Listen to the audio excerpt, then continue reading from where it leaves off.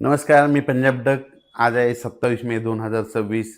तर खास करून महाराष्ट्रातल्या सर्व शेतकऱ्याला सांगू इच्छितो की आजपासून म्हणजे आज 27 मे पासून कंप्लीट 11 दिवस पाऊस येण्याचा राहिलेला आहे. म्हणून सर्व शेतकऱ्यांनी 11 दिवसापर्यंत म्हणजे या 11 दिवसामध्ये म्हणजे 7 जूनपर्यंत तुम्ही तुमची शेतीची कामे करून घ्या. कारण की राज्यामध्ये काय होणार आहे, 7-8 जूनच्या नंतर देखील मान्सूनचा पाऊस येणार आहे. पण त्या अगोदरच काय होणार आहे, की तुम्हाला एक सांगू इच्छितो, की 31 मे पासून राज्यामध्ये काय होणार आहे, 31 मे पासून ते 6-7 जूनपर्यंत म्हणजे महाराष्ट्रामध्ये पूर्व विदर्भ, पश्चिम विदर्भ, दक्षिण महाराष्ट्र, उत्तर महाराष्ट्र, कोकणपट्टी, खानदेश, मराठवाडा या विभागामध्ये काय होणार आहे, 31 मे पासून ते 5-6 जूनपर्यंत दररोज वेगवेगळ्या भागात चांगला जोराचा पाऊस पडणार आहे. काही-काही ठिकाणी ओढे नाले वाहणारा पडणार आहे. काही-काही ठिकाणी रिमझिम पडेल, काही-काही ठिकाणी विजेच्या कडकडाटासह पण जिल्ह्यात मात्र खूप ठिकाणी पावसाची हजेरी लावणार आहे. म्हणून हा अंदाज सर्व शेतकऱ्यांनी लक्षात द्यायचा म्हणजे 6 जूनपर्यंत. त्याच्यानंतर काय होणार आहे, 7-8 जूनच्या नंतर परत मोसमी पाऊस येणार आहे. म्हणजे 8-7-8च्या नंतर मान्सूनचा पाऊस येणार आहे. मग हे पाऊस पडल्यानंतर आणि ते पाऊस आल्याच्या नंतर मग ज्यांच्या शेतामध्ये एक इंच जर उगवल झाली, तर तुम्ही तुमचा पेरणीचा निर्णय घेऊ शकता. कारण की राज्यामध्ये यावर्षी म्हणजे हे 2026 खूप चांगलं असं मान्सूनसाठी पोषक वातावरण आहे. नसतं इतकं पोषक वातावरण नसतं. पाऊस एकदा येतो आणि लगेच पुन्हा निघून जातो, पुन्हा येतच नाही. पण यावेळेस काय होईल आहे, की जून लागतात म्हणजे 31 मे पासूनच काय होणार आहे, बऱ्याच ठिकाणी पूर्वमोसमी कुठं मान्सूनचा पाऊस बऱ्याच ठिकाणी काय होणार, मान्सून पूर्व पाऊस दाखल होणार आहे. काही-काही ठिकाणी असं वाटेल, की तुम्हाला पेरणी करावं इतकं काय असं म्हणजे तुम्ही संभ्रम अवस्थेत पडता. म्हणून हे देखील तुम्ही सर्व शेतकऱ्यांना लक्षात द्यायचं. माझी सगळ्यांना विनंती आहे, तुम्ही काय करा, आजच्यानं कंप्लीट 27 मे पासून आजपासून कंप्लीट 11 दिवसा पाऊस आलेला आहे. शेतीची मशागत करून घ्या. म्हणून हे अंदाज सर्व शेतकऱ्यांनी लक्षात द्यायचा. त्याच्यानंतर आज 27 मे पासून देखील ना राज्यामध्ये 27, 28, 29, 30च्या दरम्यान देखील राज्यामध्ये विखुरलेल्या स्वरूपात वेगवेगळ्या भागात पाऊस पडणार आहे. हे सर्वदूर अवकाळी पाऊस असतो, सगळीकडे पडत नसतो.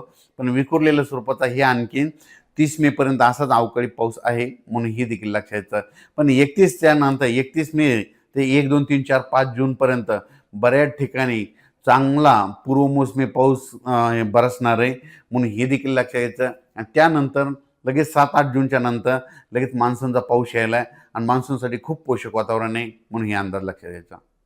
तसेच पण परिस्थिती अशी आहे, की तुम्हाला एक सांगू इच्छितो, 31 मेच्या अगोदर कधी पडलेला पाऊस ते अवकाळी गृहीत धरायचा आणि 1 जूनच्या नंतर कधी तो मान्सूनचा पाऊस असतो. म्हणून हे कंपल्सरी म्हणजे सर्व शेतकऱ्यांनी ही गोष्ट लक्षात द्यायची. 1 जून नंतर पडलेला मान्सूनचाच पाऊस असतो. पण काय झालं, हल्ली तज्ज्ञ त्याला अवकाळी स्वरूपात समजतात. म्हणून हे देखील तुम्हाला सांगू इच्छितो, जे पुढं आलेलं जे बाष्प आहे म्हणजे मान्सून निघतात, तर एखाद्या वेळेस तुम्हाला सांगतो, की संपूर्ण पाऊस एकट्याच सगळीकडे दाखल होत नसतंय. पण काही-काही बाष्प असतात, जे आबाष्प असतं ते पुढं येतं कोणत्या शॉर्टकट मार्गाने येतं. त्याच्यामुळे ते पडतंय. पण त्याला लोकं काय म्हणतात, अवकाळी म्हणतात. पण तुम्हाला सांगतो, 1 जून नंतर पडलेला कधी पाऊस हे मान्सूनचा गृहीत धरायचा. म्हणून हे देखील सर्व शेतकऱ्यांना लक्षात द्यायचं. 31 मेच्या अगोदरचा संपूर्ण पाऊस अवकाळी स्वरूपाचा गृहीत कधी पण धरायचा. पण राज्यात मात्र मान्सूनसाठी खूप पोषक वातावरण आहे. म्हणून तुम्ही तुमच्या सर्वप्रथम शेतीची कामे करून घ्या. पावसाचं काम करेन, त्याच्यामुळं ते यायच्या अगोदर आपण आपले कामं करून घेण्यासाठी सर्व शेतकऱ्यांनी तयारी ठेवावी. यावर्षी मात्र मान्सूनसाठी खूप पोषक वातावरण आहे. जूनच्या काही भागामध्ये पहिल्या आठवड्यात देखील ना पेरण्या चालू झालेल्या दिसतील. काही भागामध्ये दुसऱ्या आठवड्यामध्ये पेरण्या होतील आणि काही याच्यातून काही जर शेतकरी उरले आणि ज्यांच्या कोणाचे वापसं नसेल, काही नसेल, तर ते जूनच्या शेवटच्या आठवड्यात पेरण्या होतील. पण यावर्षी मात्र पेरणीसाठी पहिला आणि दुसऱ्या आठवड्यामध्ये मान्सून येणार. पण त्याच्यामुळे चांगलं वातावरण आहे, म्हणून हे देखील सर्व शेतकऱ्यांनी लक्ष द्यायचं आणि आपण आपल्या शेतकऱ्यांनी शेतीची कामे करून घ्यायची. तेलंगणातल्या सर्व शेतकऱ्याला सांगू इच्छितो, की तुमच्याकडे देखील मान्सूनचा पाऊस खूप चांगला जोरदार बरसणार आहे. म्हणून तुम्ही तुमची शेतीची कामे करून घ्या. त्याच्यानंतर आंध्र प्रदेश आणि कर्नाटकच्या शेतकऱ्याला सांगू इच्छितो, तुमच्याकडे देखील खूप जोराचा पाऊस पडणार आहे. मग तुम्ही शेतीची कामे करून घ्या. पण राज्यात मात्र 1 जूनच्या नंतर चांगलं पावसाळी वातावरण तयार होणार आहे. पावसाळी वातावरण तयार झाल्याच्या नंतर आपल्यालाच कळतं पेरणी म्हणजे जमिनीमध्ये ओल गेल्याच्या नंतर पेरणी करायची का नाही हे तुम्ही तुमचं ठरवायचं असतं. म्हणून हे देखील सर्व शेतकऱ्यांना लक्षात घ्यायचं.